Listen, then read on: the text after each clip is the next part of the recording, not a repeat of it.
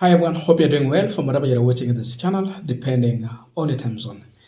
Now, two CSs have been sunk into the ongoing investigation in the issue of 4.8 billion fuel scandal that resulted into the arrest and resignation of 3 energy bosses.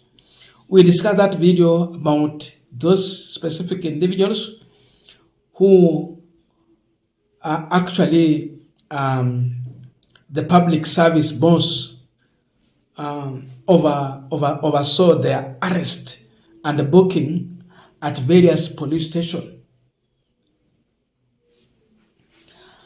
The two CSs here, number one is the CS for energy and petroleum, Opiyo Wandayi, and CS Lynching. This issue of importation of fuel and all of that, it is under these ministries, the two ministries held by these leaders. And so, either directly or indirectly, we can point fingers at these leaders.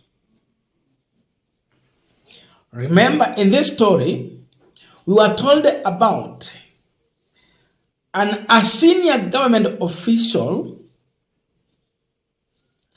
who demanded the money which was recovered from the homes of the 3 bosses of energy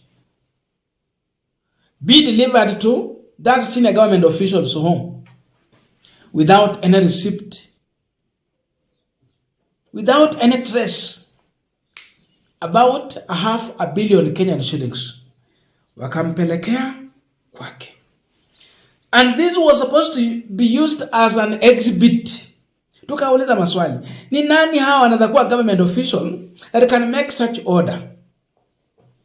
And the conclusion of majority of Kenyans was that this might be, natumia the neno might be, either Opiyo Wandayi, CS for energy, or Kithure Kindiki, or President William Ruto. How the government officials wenye wako juu, labda who can demand, make such demand, and it be respected in as much it is against the rules and law governing this country. So we've been in that quagmire. Then today, boop, the ODM party leader, Oburu comes out and condemns the public lynching of CS Opiyo Wandayi and Lynching over the fuel scandal, urging the due accountability. Is actually arguing due not accounting officers in the deal.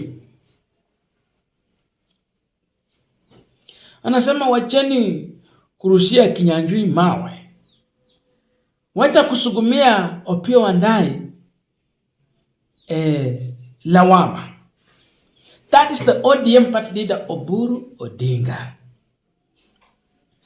And I want us to go into his statement.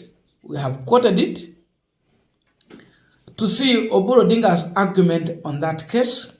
Then also we will come back and give our views on the same. Yani wewe na mimi. Mimi nikisema hapa na wewe unasema through comment section. But before we go deep into that, I have a quick and a very humble request. For those who are watching this channel and you have not yet subscribed, please consider subscribing. To our returning subscribers, I must say thank you so much. And again, to all our viewers, please give this video a thumbs up. Thank you so much, and back to our discussion. Now, here is the argument from the current ODM party leader, Oburu Odinga.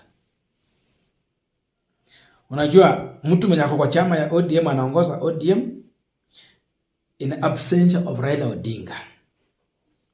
Sasa Raila ndiye alikuwa mwenye chama, baba hayuko, saizi ni wale viongozi wamechaguliwa.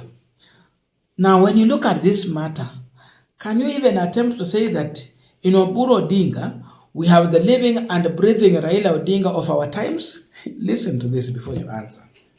I quote him, "Attempts at public lynching of Cabinet Secretary Lynching and Opiyo Wandayi, who are not accounting officers, as some leaders are attempting, will only derail the investigations and politicize the scam, as we Kenyans are wont to do. However, should professional investigations place responsibility on their action, then there must be no sacred cows." ODM takes the firm and unequivocal position that every public officer found culpable, regardless of their rank, office, or political persuasions, must be held fully accountable. The fight against corruption cannot be selective. It must be comprehensive, impartial, and relentless. Huyo ni Oburu Odinga. We wish to reiterate that the fight against corruption is a central pillar of the ODM UDA 10-point agenda. Ni yao yote kwa pamoja. The seriousness with which this administration confronts this vice will be the true measure of its commitment to integrity, accountability, and good governance. The Kenyan people expect and deserve nothing less. Huyu sasa ni Oburu Odinga anasema hii maneno. Lakini in his first beginning, in the opening remarks, he comes out more of defensive to certain individuals. That's why the mainstream media is just picking a headline. Oburu Odinga defend the public lynching of Lynching and Opiyo Wandayi. Umeona sasa hivyo ndio watu wa mainstream media wanachukua hiyo, alafu they share it to the public. So it comes out more of Oburu Odinga coming out to defend people who are being questioned by the public. We are questioning Opiyo Wandayi. How did it just happen at your desk? It is in your ministry. How? Was your eyes closed at that time? Or what happened?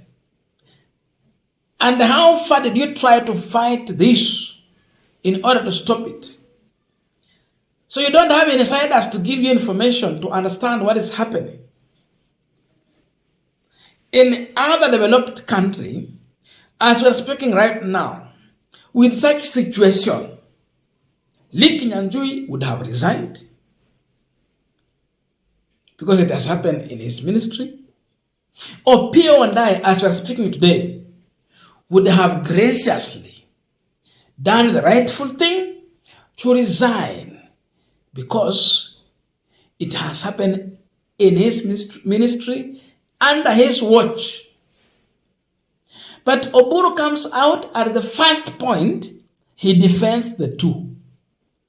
Then he's calling for investigation and culprit dealt with decisively.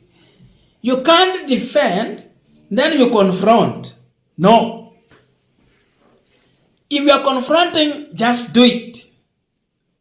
Kile Mheshimiwa Opiyo Wandayi anajaribu kufanya ni kupaka mafuta kwa mgongo wa chupa. That is it. This is the conclusion of majority of Kenyans.